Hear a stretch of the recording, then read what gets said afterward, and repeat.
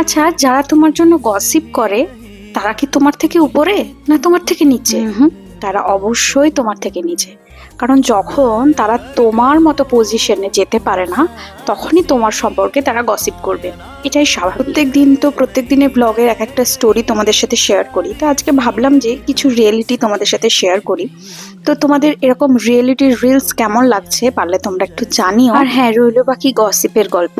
যারা তোমার পিছনে গসিপ করে না, তাদের গসিপ করতে দাও। আমার তো বেশ, আমার সম্বন্ধে গসিপ যদি কেউ পিছনে করে আর সেটা পরে শুনতে পায়, আমার তো শুনতে বেশ ভালোই লাগে। তোমাদের কেমন লাগে? আর সব থেকে বেশি অবাক লাগে কোন জায়গাটা জানো? যখন দেখি ভাই গসিপ করছিস কর, পরবর্তীতে তুই গসিপ করে সেই মানুষটারই আবার কপি করছিস। এই জিনিসটা থেকে বিশ্বাস করো, আমার তো ভীষণ মজা লাগে। তোমাদের কেমন লাগে তোমরা একটু জানিও। আর আমি যে গসিপের গল্পটা বলছি সেটা কিন্তু কম বেশি সবার লাইফেই ঘটেছে, কি বলো?